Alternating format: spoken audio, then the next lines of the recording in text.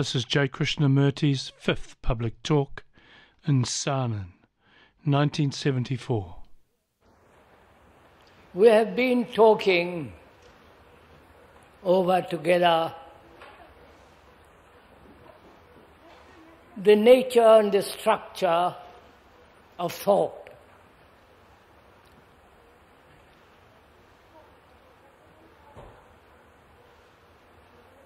Its place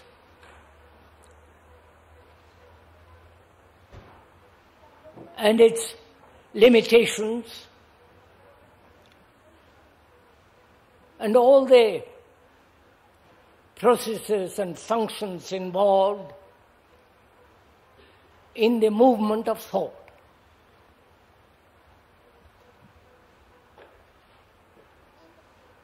If I may, this morning, rather lovely after all these days of rain and clouds, see the mountains, the shadows and the rivers, and the pleasant smell in the air. I'd like to talk about this morning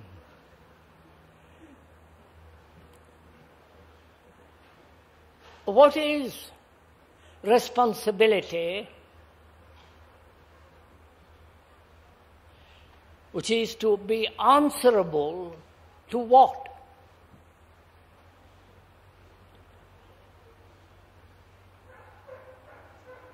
In observing objectively, without any opinion or judgment of what is going on in the world, the recent war, the appalling misery and confusion, who is responsible or answerable to all this? To really find the right response, which is right answer, we must look at the whole phenomenon of existence. At the one end, you have the extraordinary development of technology, which is almost destroying the earth.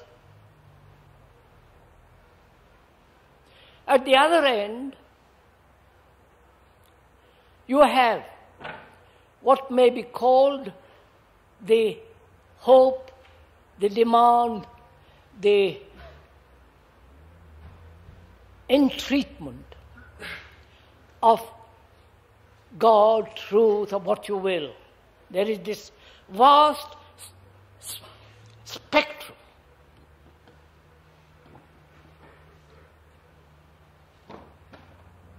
And we seem to answer only to a very small part of it.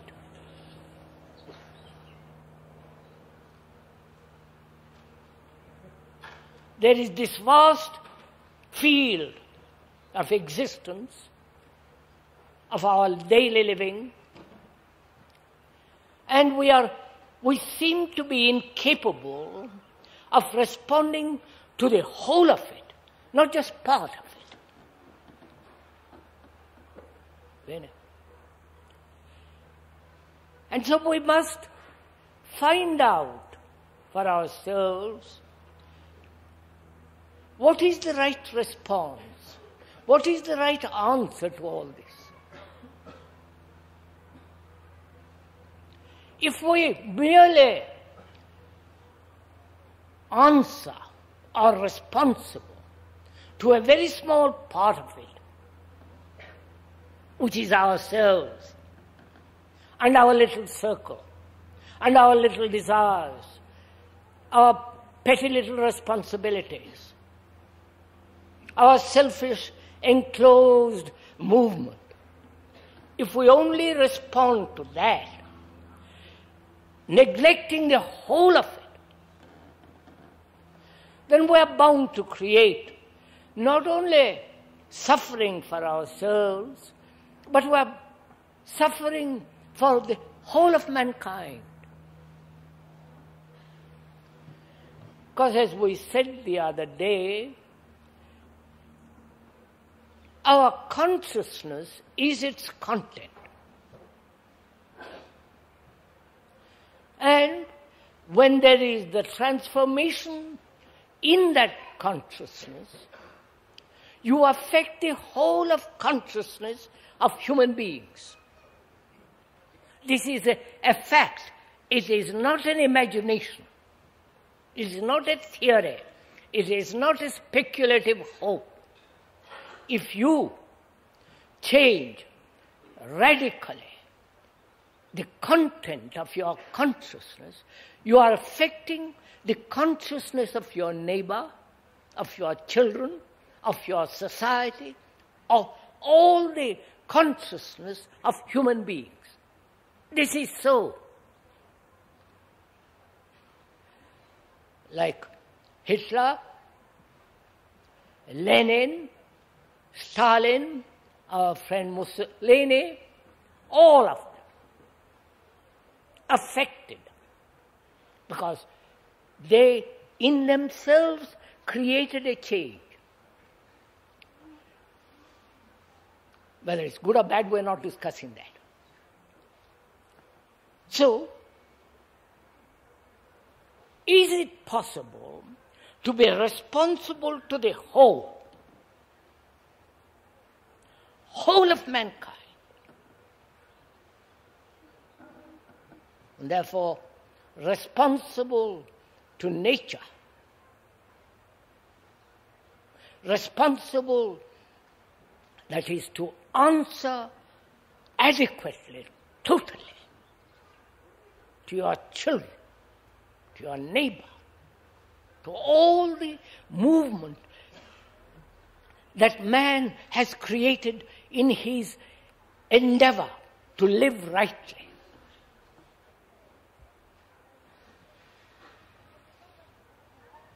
And to feel that such immense responsibility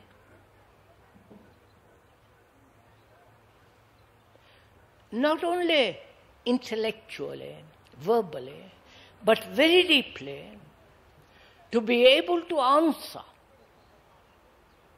to this whole of human struggle, pain, brutality, violence and despair, to respond totally to that, one must know what it means to love. And we're going to go into that. Right? You know, that word love has been so misused, so spoiled, so trodden upon. But we'll have to use that word and give to it a totally different kind of meaning. To be able to answer to the whole, there must be love.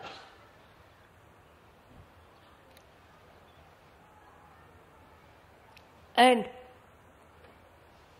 to understand that quality, that compassion, that extraordinary sense of energy which is not created by thought, we must understand what is suffering.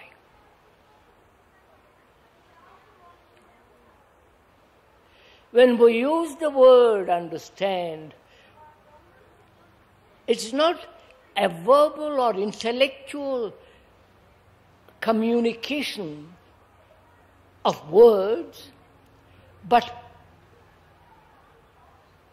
the communication or communion that lies behind the word. Now first, we must understand and to be able to go beyond suffering.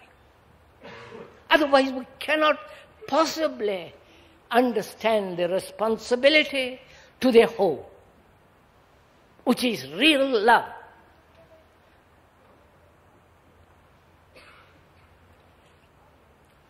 And as we said the other day, and I will repeat it again, if I may, if you are not bored by it, we are sharing this thing together.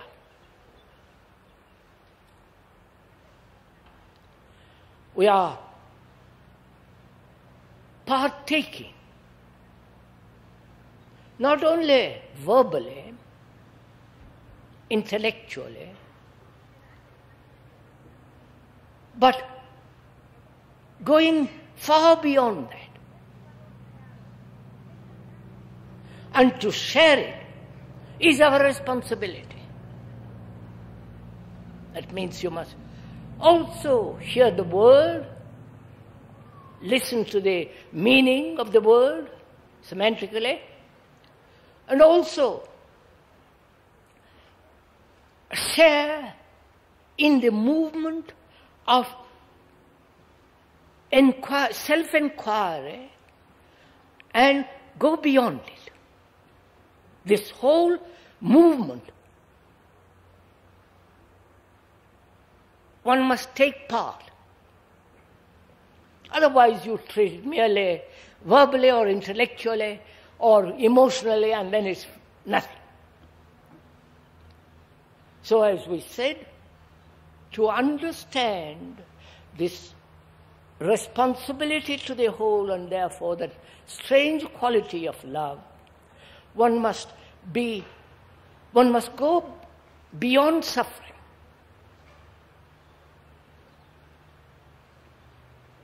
What is suffering? Why do human beings suffer? And this has been one of the great problems of life for millions of years.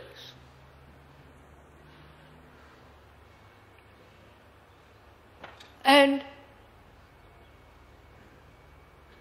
apparently, very, very, very few have gone beyond suffering. And they either become heroes or saviors or some kind of neurotic leaders or religious leaders, and there they remain. But as ordinary human beings like you and me and others, we never seem to go beyond it. We seem to be caught in it. And we are asking now this morning whether it is possible for you to be really free of suffering. Now, there are various kinds of suffering. The physical and the various psychological movements of suffering. The ordinary, organic pains through disease, old age, ill health, bad diet, and so on. And also, there is the enormous field of psychological suffering. Can you be aware of that field? Can you know intimately the structure and the nature and the function of suffering? How it operates, what are its results, how it cripples the mind, how it encloses this self-centered activity more and more and more. Is one aware of all that? That is, are you aware of it? That is, one can deal fairly adequately without that pain affecting the mind, fairly adequately the physical organism, the pain of the physical organism. right? Or we commute, we are going along with each other. One can have really great deal of pain through a disease and not allow it to interfere with the activity of the mind, to disassociate from the physical pain. I do not know if you have done it. If you have done it, it's quite possible. So that pain doesn't create neurotic activity.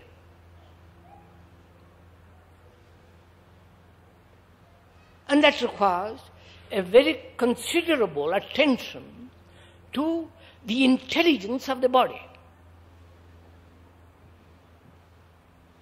When the body is not dictated to by taste, by the tongue, by the various forms of artificial stimulations, then the organism has its own intelligence. Do listen to all this. You probably won't pay the least attention to all this afterwards, but at least during this hour, do give little attention and care. Because there is a lot to learn, lots that you should know, though you may not act upon it, because most of us are rather lazy, indolent, easygoing, accepting things as they are, and carrying enormous burdens throughout our life. But at least you should know about these things, what the speaker has to say, and you are good enough to be here. So we are now considering the psychological suffering, which apparently man has not been able to resolve.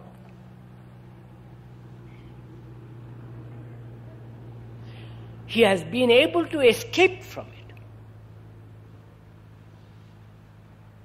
through various channels: religious, economic, social activity, political activity, business, various forms of escapes, drugs, every form of escape, but confronting the actual fact of suffering.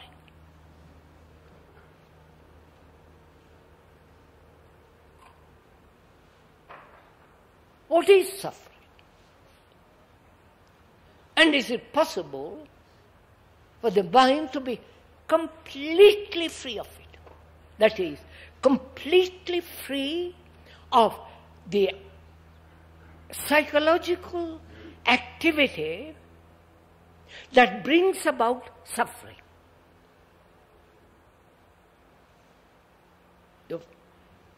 You're following this?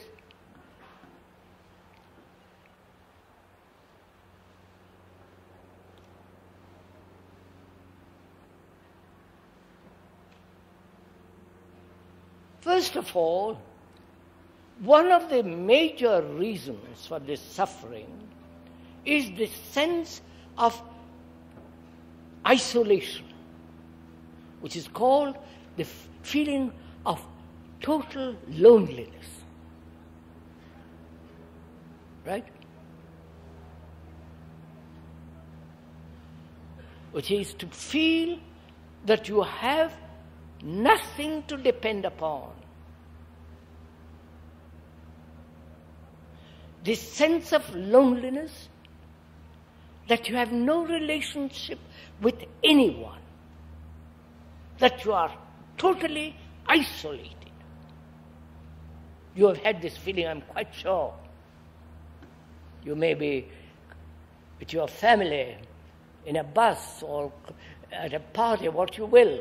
You have moments of extraordinary sense of isolation, extraordinary sense of lack of total nothingness. You must have had it, haven't you? That's one of the reasons. We'll go into it step by step. And also, suffering psychologically comes through attachment. Attachment to an idea or ideals, to opinions, to beliefs, to persons, to concepts. Right?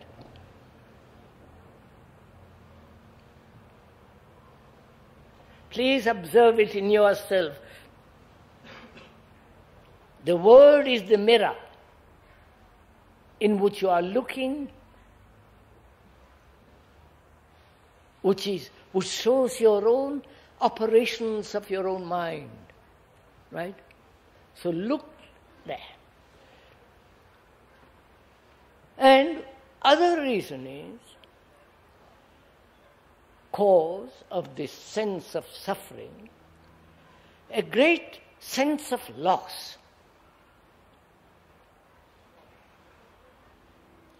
Loss of prestige, loss of power, loss of so many things, and loss of somebody whom you think you love, which is death. That is the ultimate suffering. Now, can the mind be free of all this? Otherwise, it cannot possibly know, do what it will. This sense of love for the whole. If there is no love for the whole of existence, which is not only yours, but of total man, then there is no compassion. Then you will never understand, do what you will, what love is. In the love of the whole, the particular comes in. But when there is the particular love of the one, then there is the absence of the other. You're following all this? So it is absolutely imperative that we understand and go beyond suffering. And is that possible?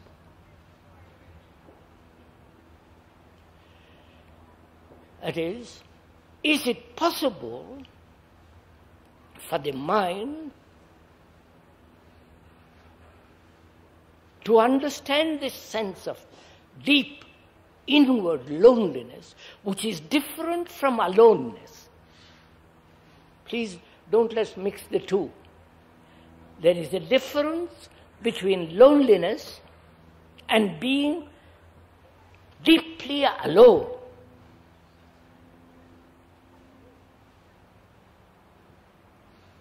We'll understand what it means to be alone when we understand what is the significance of loneliness.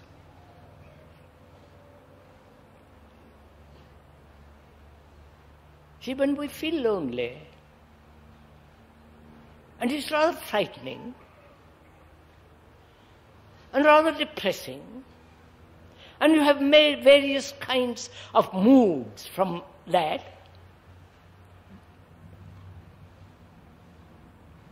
without escaping, without rationalizing, can you observe it without any movement of escape? You understand what? Suppose I feel lonely. I never felt it, but I'm saying, if I felt lonely, if I now feel lonely, with all the implications involved in it. The escapes, the attachments. Can I look at it without any movement of escape?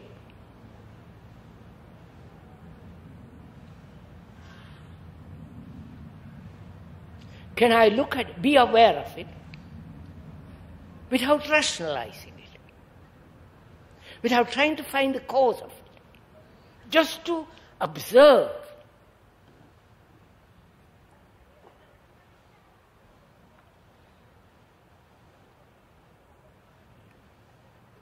And in that observation,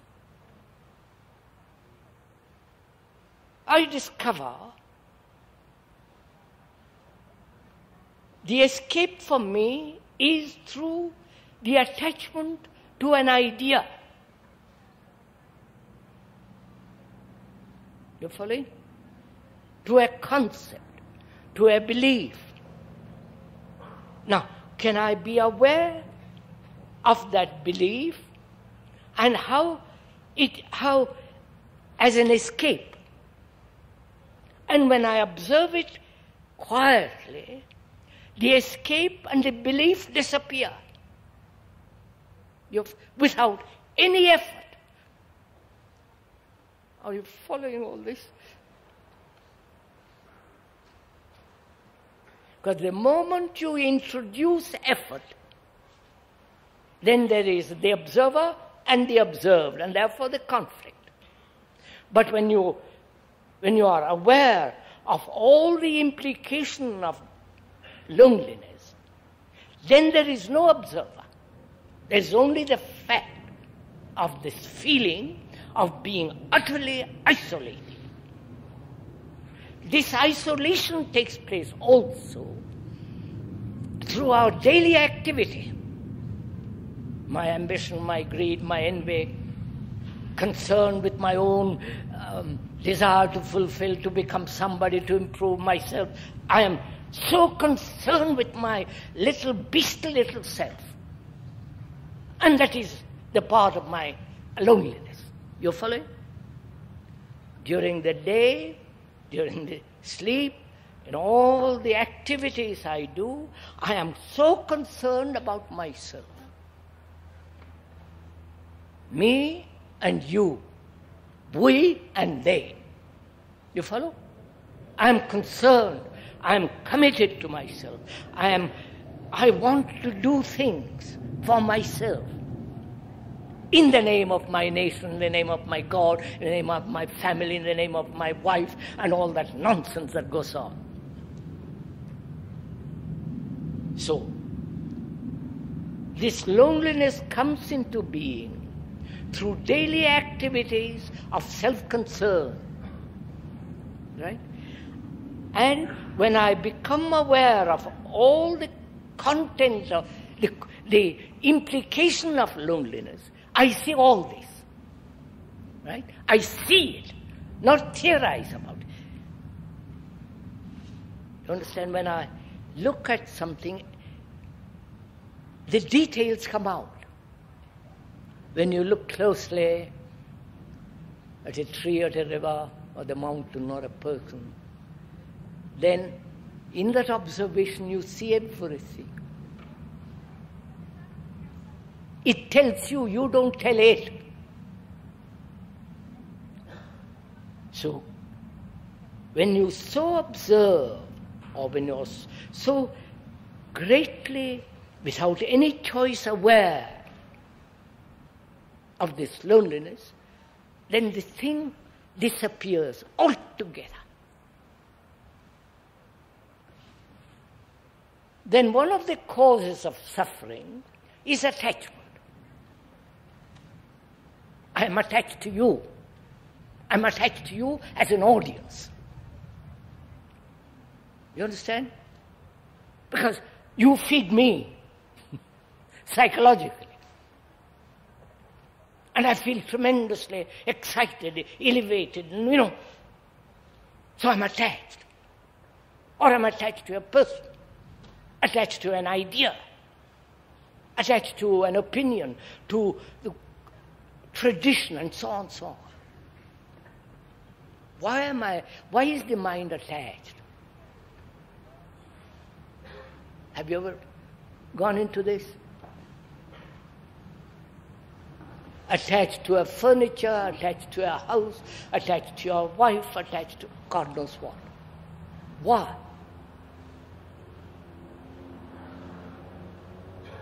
One says, it's your problem, not mine. And that's one of the reasons of great suffering. And being attached and finding it is painful, we try to cultivate detachment, which is another horror.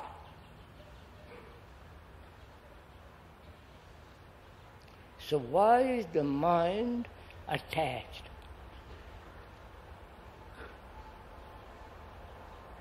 Attachment is a form of occupation.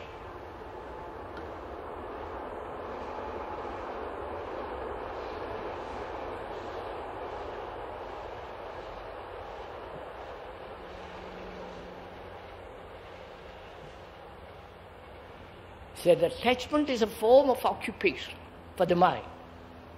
If I'm attached to you, I'm thinking about you. I'm worrying about you. I'm concerned about you.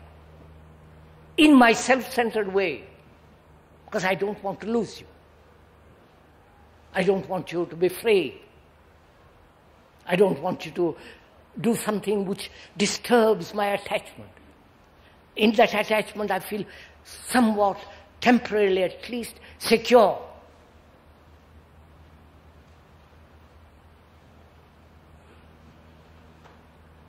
So, in attachment, there's fear, there's jealousy, anxiety, suffering.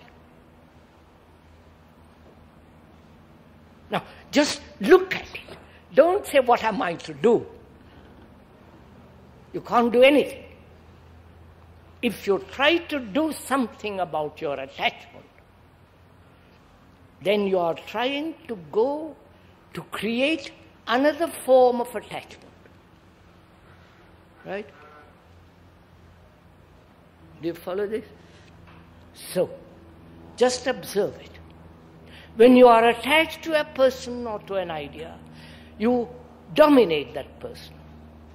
You want to control that person. You deny the freedom to that person. And when you are attached, you are denying freedom altogether.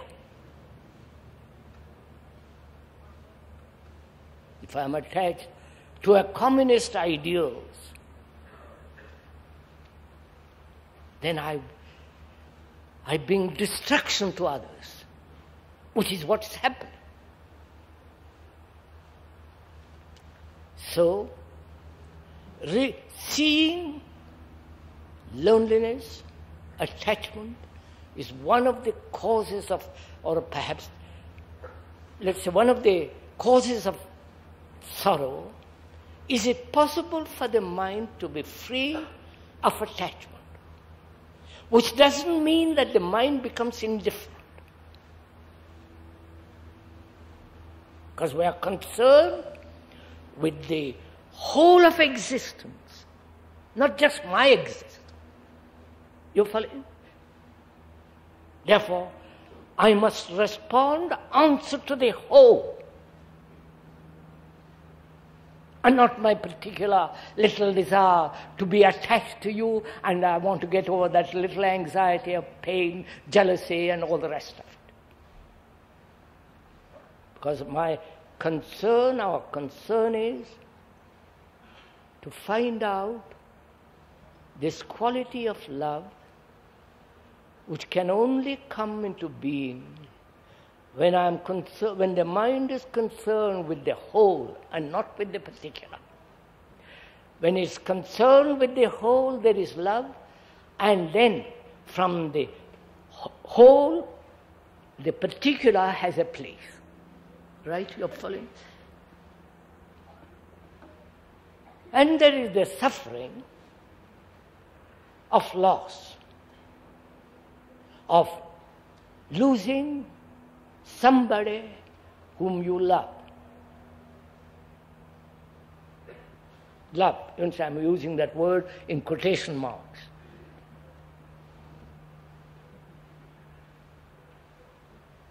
Why do you suffer? I lose my son, my mother, my wife, or God knows whoever else. I lose somebody. Why do I suffer?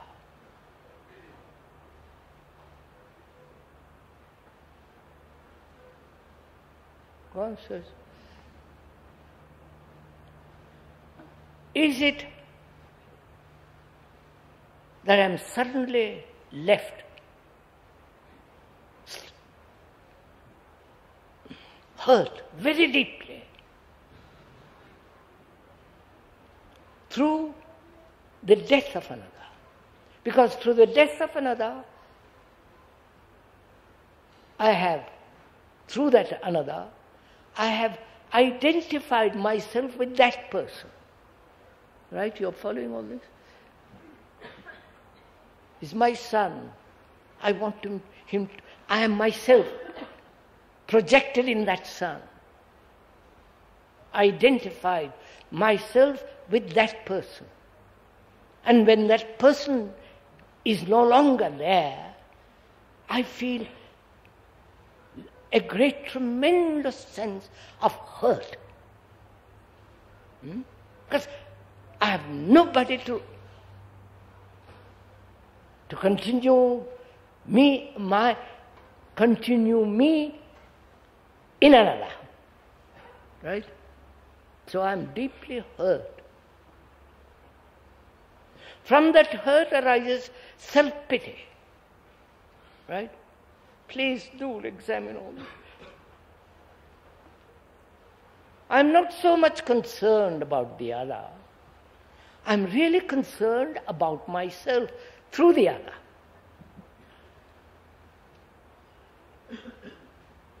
And therefore I'm hurt when the other is not. And in that hurt, which is very deep, from that hurt arises self-pity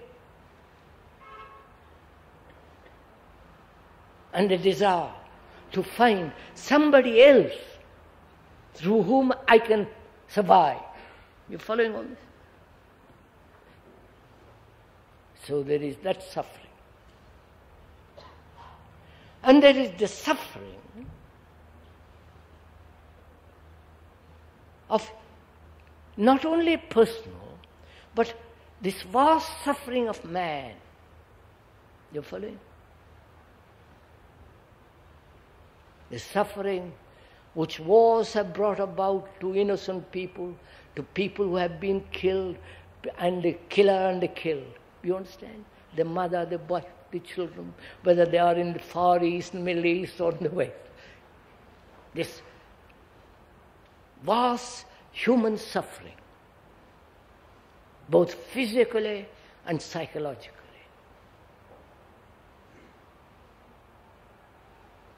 Unless this mind understands this whole problem, I can play with the word love, I can do social work and talk about the love of God, love of man, love of all this, but in my heart I will never know what it is. Right? So is my mind, your consciousness, capable of looking at this fact, looking at it, seeing what extraordinary misery it causes, not only to another, but to oneself. Seeing how you deprive another of his freedom when you are attached. And when you are attached, you are depriving your own freedom. And so the battle begins between you and me. So can the mind observe this? Because it's only with the ending of suffering, wisdom comes into being. You understand? Wisdom is not a thing that you buy in books or you learn from another. Wisdom comes in the understanding of suffering and all the implications of suffering. Not only the personal, but also the human suffering which man has created. It's only when you go beyond it that wisdom comes into being. Then to understand or come upon this thing that we call love, we must understand, I think, also what is beauty.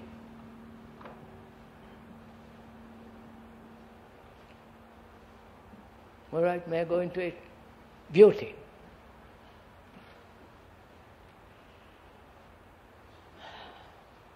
You know, it's one of the difficult things to put into words. We'll try.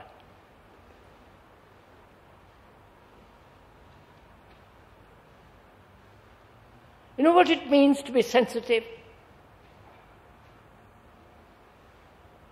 Not sensitive to your desires, to your ambitions, to your hurts and to your failures and your successes. That's fairly easy. Most of us are sensitive to our own little demands, to our own little pursuits of pleasure, fear and anxiety and delights. But we're talking of being sensitive, not to something, but being sensitive. Both psychologically and physically. Physically, to be sensitive is to have a very good, subtle body. You understand? Healthy, sane, not overeating, indulging in all, sensitive body that you can try good diet and all the rest if you're interested. And psychologically, to be sensitive.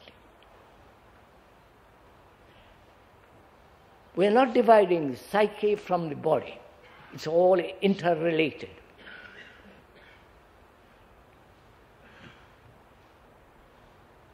You cannot be sensitive if in that area there is any kind of hurt. Right? You're following all this? Do please. There's a lot to talk about this.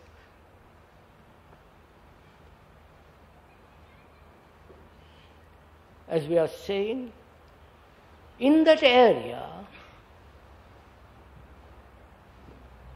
psychologically, we human beings are hurt greatly.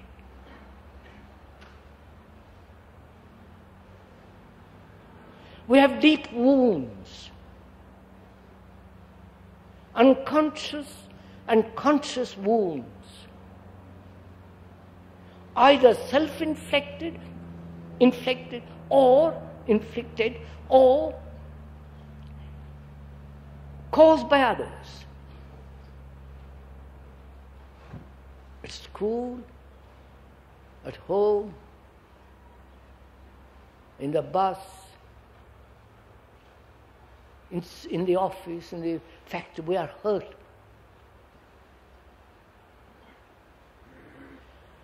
And that deep hurt, conscious or unconscious, makes us psychologically insensitive, dull. Watch your own hurt,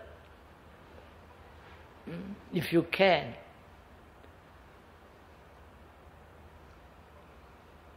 a gesture, a word, a look is enough to hurt.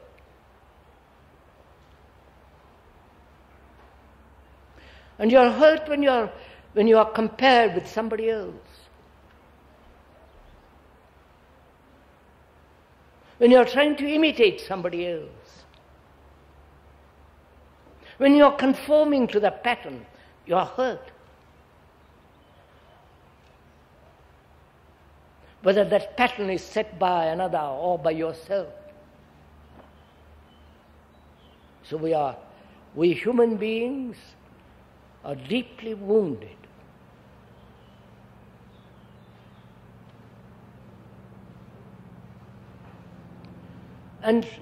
And those wounds bring about neurotic activity.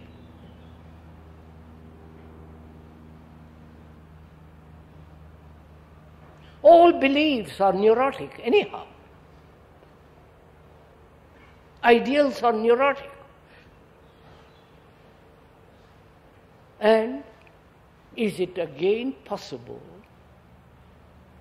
to understand these hurts and to be free of them and never to be hurt again under any circumstances? You understand my question? I am hurt from childhood for various incidents and accidents, a word, a gesture, a look, a slighting nod. There are these wounds. Can these wounds be wiped away without leaving a mark?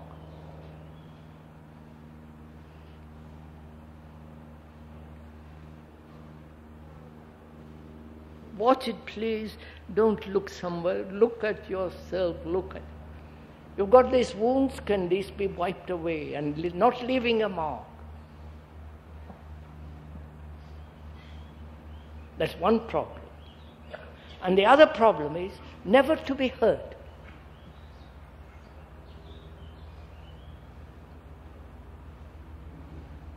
If there is a hurt, you're not sensitive, you'll never know what beauty is.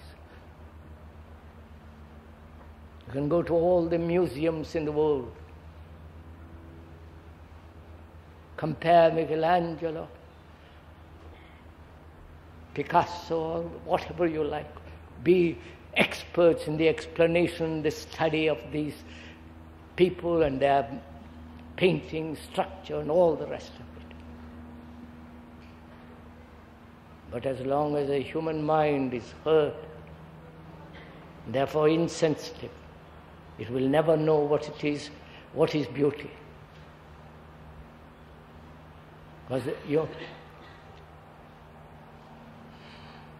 without knowing that quality of beauty, which is not in the thing, in the product which man has made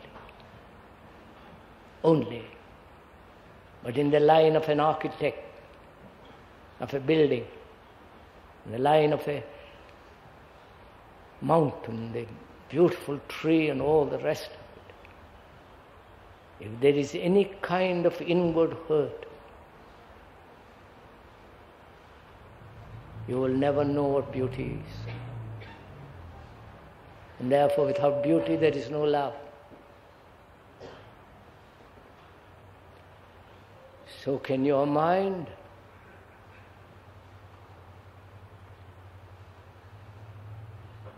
know it has been hurt and not react to those hurts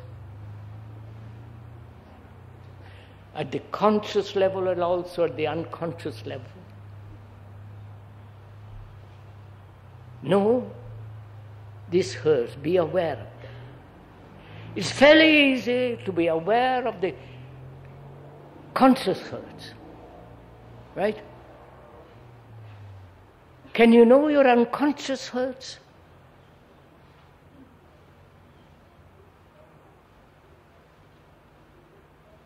Or must you go through all the idiotic process of analysis? You're following all this? Because analysis, I'll go into very quickly and get rid of analysis. Analysis implies the analyzer and the analyzed. Who is the analyzer? Is he different from the analyzed?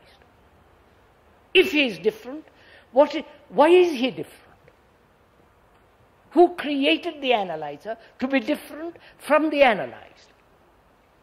If he is different, how can you know what the thing is? You're following all this? So the analyzer is the analyzed. That's so obvious. And to analyze, each analysis must be totally complete. That means if there is any slight misunderstanding, the next analysis, you cannot analyze completely because of previous misunderstanding. You're following all this? Analysis implies time. You can go on endlessly for the rest of your life analyzing, and you will be still analyzing as you are dying. Right? So, how is the mind to uncover the unconscious deep wounds?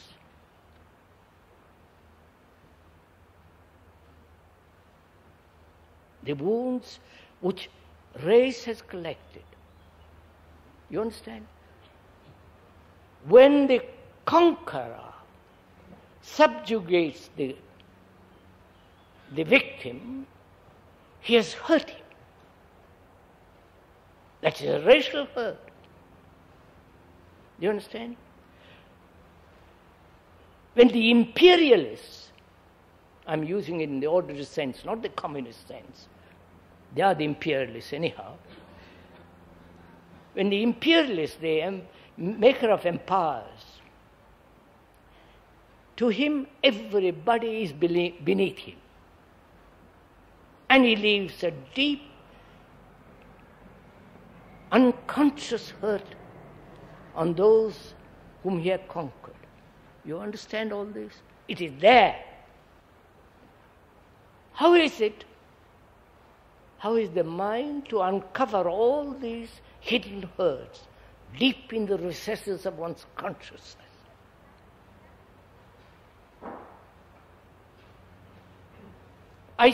One sees the fallacy of analysis, right? So there is no analysis. Please watch this carefully. There is no analysis. And our tradition is to analyze. Right? So I've put aside the tradition of analysis. Right? Are you doing this? So what has happened to the mind? When it has denied or put aside, seeing the falseness of something as falseness of analysis, it is free of that burden. Right? Therefore it has become sensitive. It's lighter, clearer, can observe more sharply. So it has, by putting aside a tradition which man has accepted, analysis, introspection, and all the rest of it, the mind has become free. Right? And by denying the tradition, you have denied the content of the unconscious. You're following?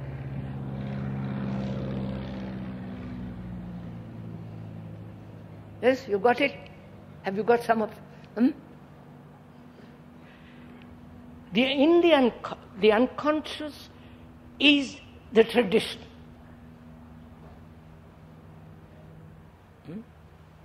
Tradition of religion, tradition of marriage, tradition of dozen things.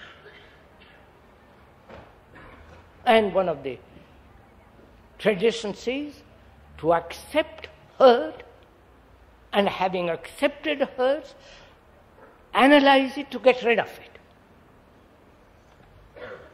Now when you deny that, because as being false, you're following this? You have denied the content of unconsciousness. Therefore you're free of hurt, of the unconscious hurt.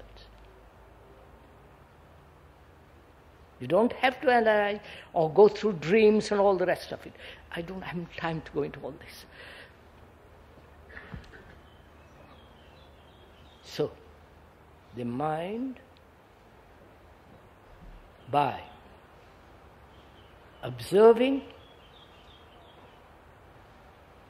the hurt and not using the traditional instrument to wipe away that hurt, which is analysis, which is talking it over together, all that business goes on, group therapy and individual therapy and collective therapy and, oh God. You wipe away by being aware. Aware of the tradition, and therefore, when you deny that tradition, you deny the hurt which accepts that tradition. You got it? So, the mind then becomes extraordinarily sensitive. Mind being the body, the heart, the brain, the nerves, the total thing becomes sensitive. Now,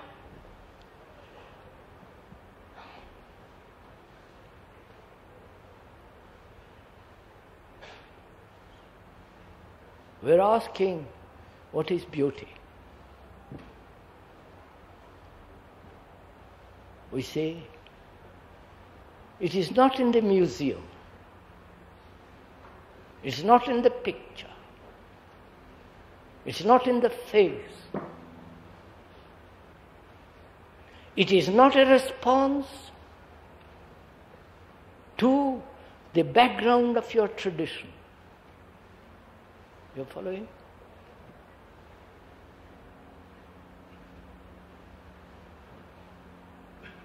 So when you put all that aside, the mind, because it is sensitive, and because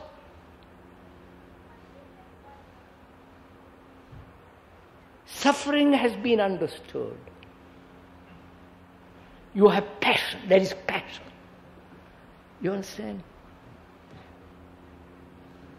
Passion is different from lust, obviously. Lust is the continuation of pleasure and the demand for pleasure in different forms, sexually, religious entertainment that goes on in churches and temples and all the rest of it.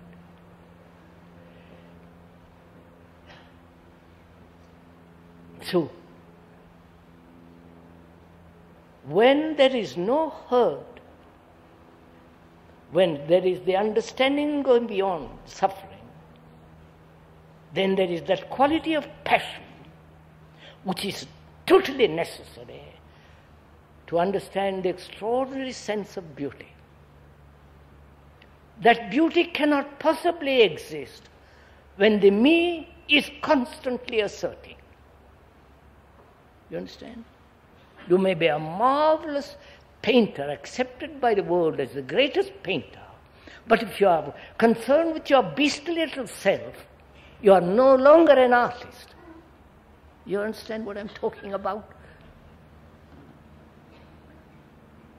You are only furthering through art your own selfish continuation. So, now we have got this. A mind that is free or have gone beyond this sense of suffering. A mind that is free from all hurt and therefore never capable of being hurt again under any circumstance, whether it's flattered or insulted, whether it's Nothing can touch it. Which doesn't mean it has built a resistance. On the contrary, it is excellently vulnerable.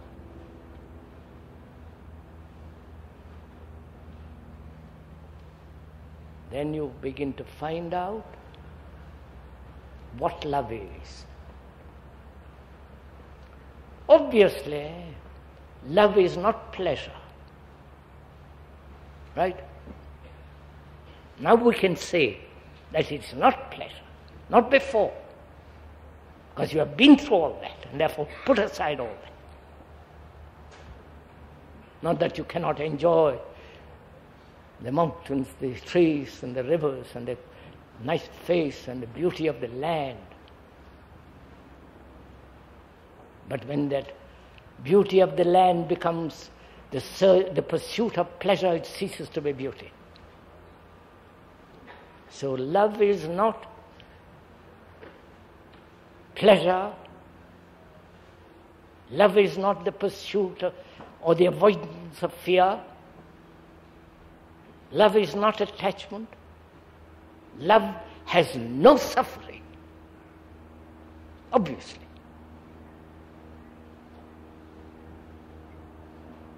And that love means the love of the whole, which is compassion. And that love has its own order. Order both within and without. And that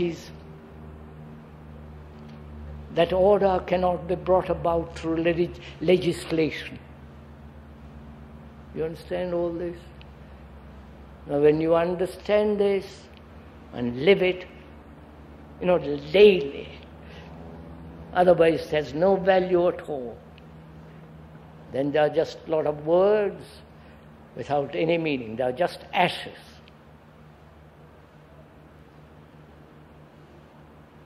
Then life has quite a different significance.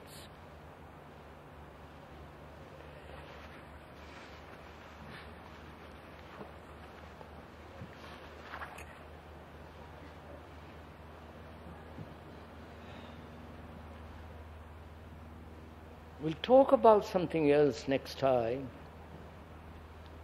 which is related to life, which is part of this whole field of existence which we call life, which is death.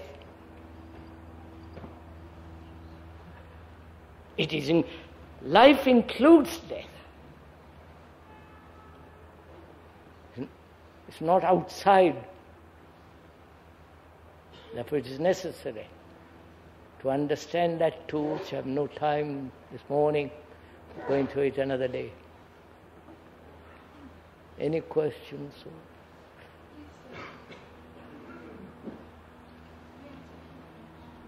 You? Si, au cours d'une journée, du matin jusqu'au soir, seconde par seconde, enfin instant par instant, on observe totalement sans frein et avec une très grande lucidité, et que tous les problèmes sont solutionnés, qu'il n'y ait plus un problème de toute la journée. Est-ce que pendant la nuit qui suit, le sommeil submerge le dormeur et le dormeur est submergé par le sommeil, est-ce qu'il n'y a plus de rêve? If I am aware, please correct me if I'm wrong in my translation. If I'm aware during the day of all my thoughts and activities, really aware clearly, limpidly, with a certain quality of lightness, what takes place during sleep? What is the movement in sleep? Is that your question? Yes? Voilà. Right? You understand the question? During the day, I'm aware, not condemning, not judging, but just aware. The movement of my thoughts, my emotions, the feelings that I have, the pleasures, the pains, the anxiety, just aware. Then what goes on during sleep? Dreams, pleasant and unpleasant, dreams which indicate something that may happen in the future. Dreams that warn me of certain actions and so on, dreams. Or can the mind, during so-called sleep, renew itself totally? You've understood my question? I think this is what the lady was asking, if I'm correctingly. Yes.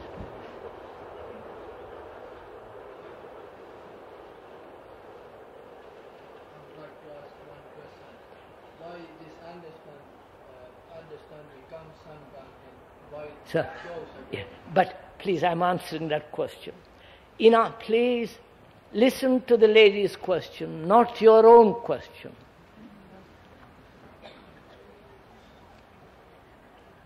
I know your own question may be important to you, but also in listening to the other question, perhaps your own question will be answered.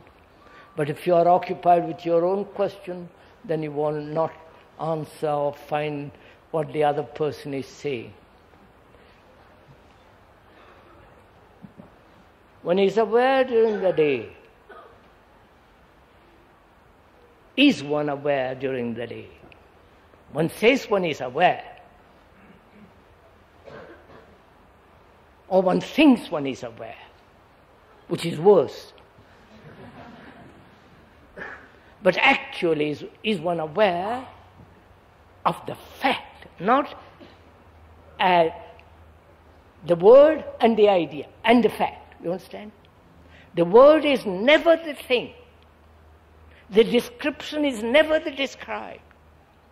So I am aware not of the word, not of the description, but of the actual fact that I am angry, that I am jealous, that I am conceited, vain, stupid, full of vanity, hurt, pride, anxiety. Am I aware of that? Actually, not through the word, which is entirely different. Somebody can tell me I'm hungry, but that's not hunger. So in the same way, am I aware actually? Or I think I am aware.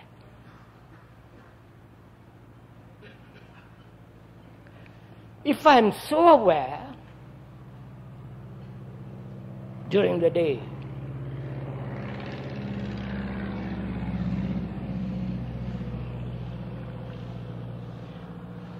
therefore, if I am aware during the day, the unconscious brings its intimations. Do you understand? If I am aware during the conscious waking hours, the unconscious brings out its intimations. It wants to tell you something. Its prejudice, its fears, its anxieties, its hurts, its extraordinary hidden demands. You follow? Being consciously aware implies also be aware totally. Therefore, one begins to discover what the unconscious is saying. Right? Now, if you do that during the day, what takes place at night?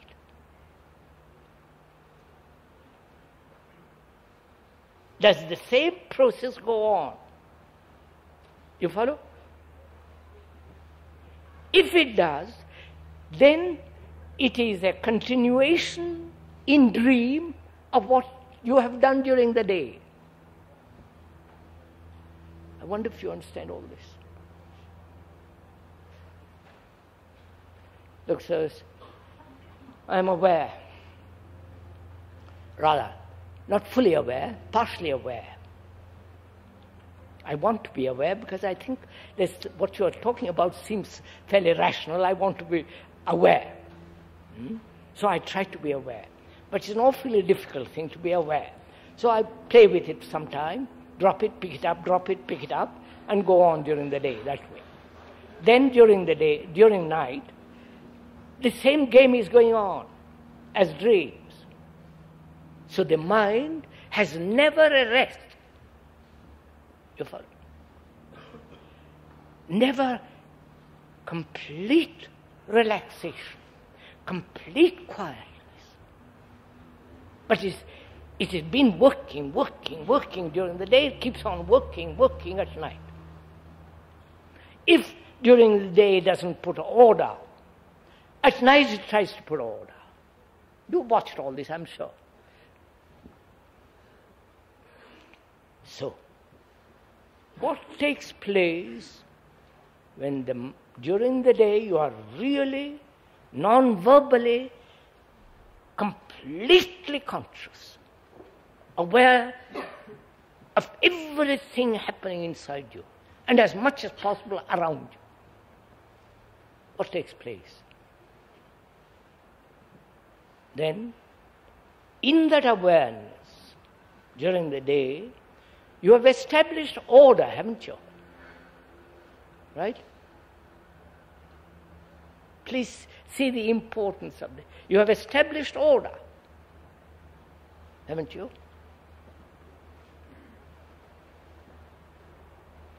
Order being no contradiction,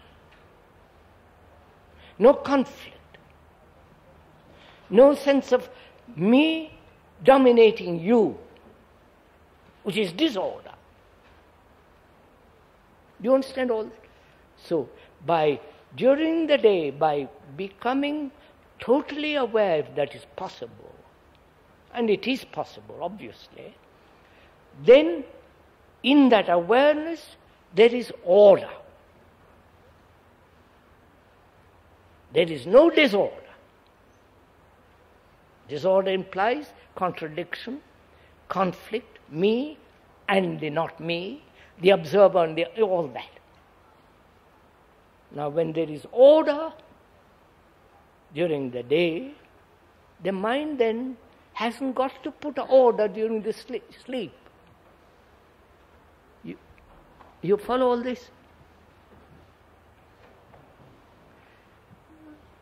Because during sleep, unless you have order during the day, mind tries to put order. Because the brain must have order. Otherwise it cannot function happily, freely, effectively. Obviously, like a child, it must have security. Security exists only when there is order. Right? So the brain then hasn't got to struggle to create order for itself. Therefore, please see the sequence. Therefore, there is no neurotic action during the day, or it doesn't invent a neurotic action which will give it security. Right? So, when there is complete order during the day, the brain then hasn't got to struggle to create order neurotically under order according to circumstances and so on. It is orderly. Therefore, in that order, there is complete security for itself.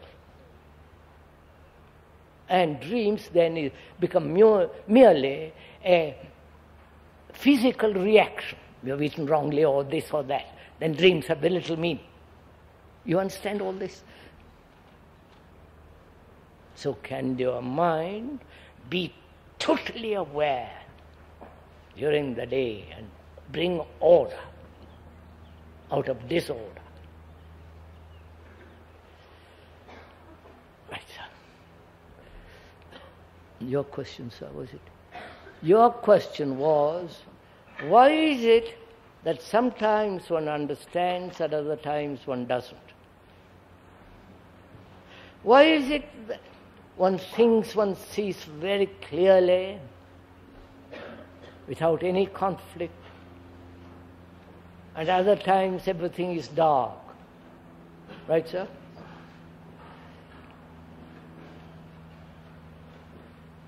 Aren't you fed up rather by somebody else answering your questions?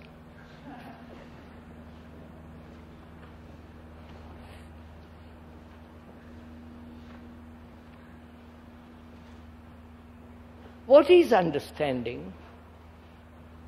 When you say, I understand the problem. I understand my relationship with another. I understand it. I understand the meaning of love. When you use that word, what do you mean by that word?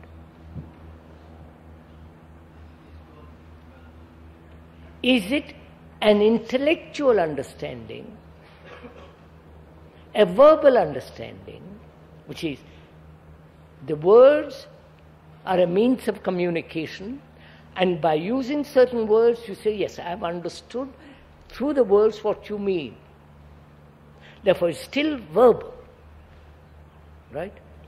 Or you understand the logic of certain things, intellectually you accept that, and you say, I understand. Now we are asking something entirely different. Is understanding verbal, intellectual, or something totally another? Now we have described what suffering is.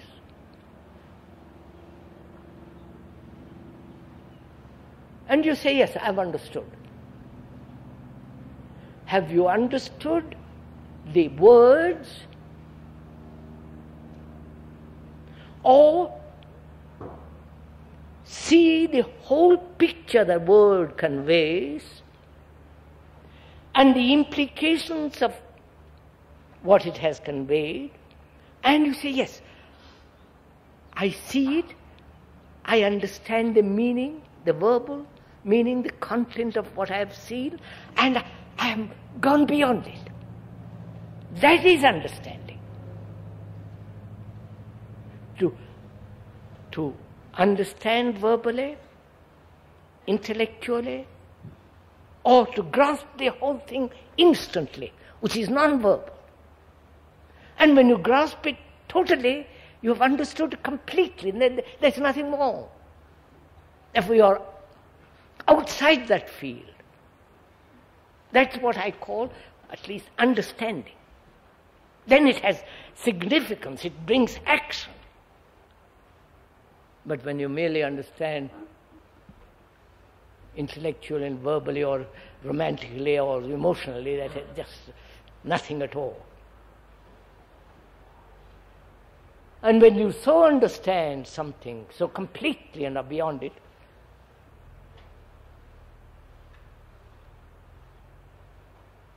the mind then doesn't go back.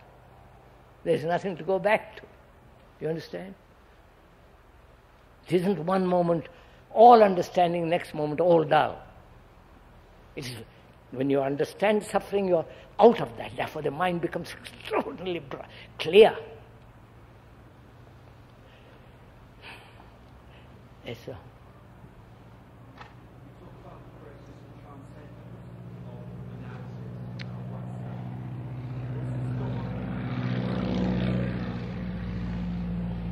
The aeroplane must have its voice too.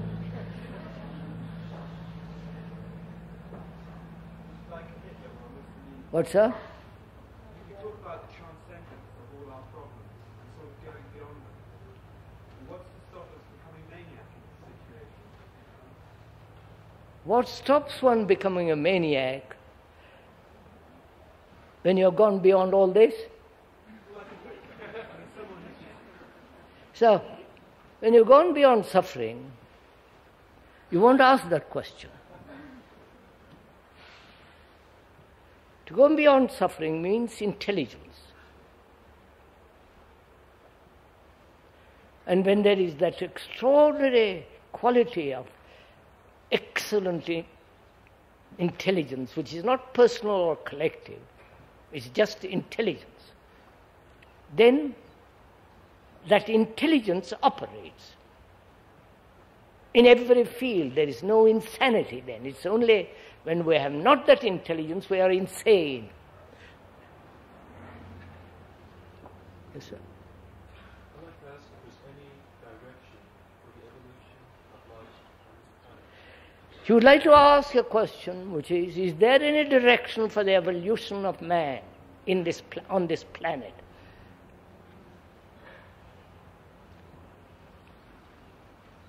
So far as one has observed historically and what one knows, the direction of man has been in the destruction of the earth,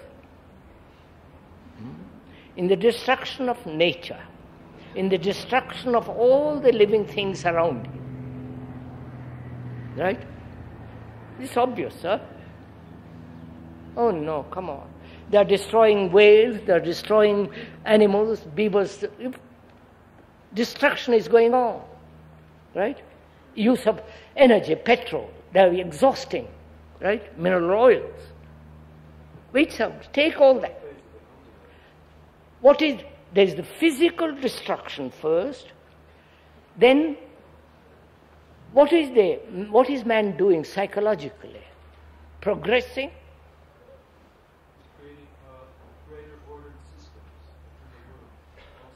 He's creating, psychologically, he's creating order in the world.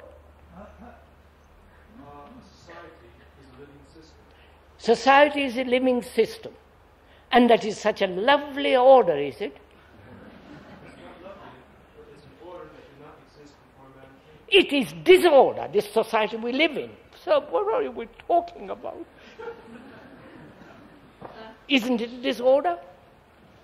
Injustice? Violence? Throwing bombs?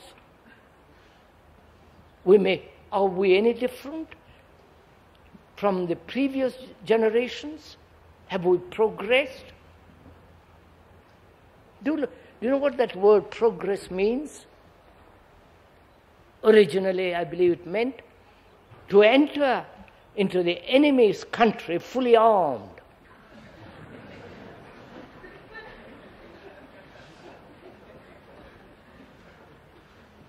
And we are doing that very beautifully. Are we psychologically progressing? Do look at it, sir.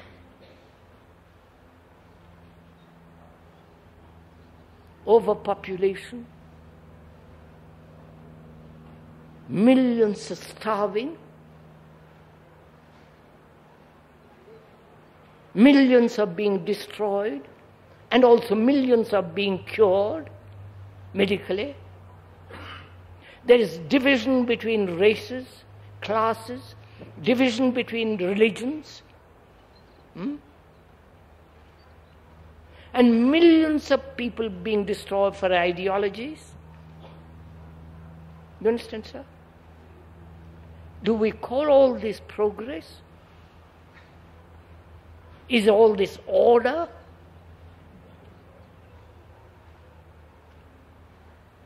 Or one realizes this thing that man has created, man has brought about apart from the technological world, which is an extraordinary world by itself, and using the technological world to destroy each other, instruments of war.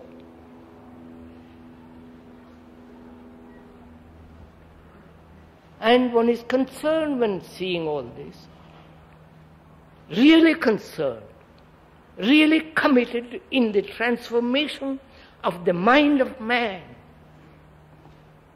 That's what we are talking about. In the transformation, in the change, in the revolution of the mind of man, not in any particular direction. If you have a particular direction, then that direction is set by thought, which is old, and therefore it's part of the same machinery going on.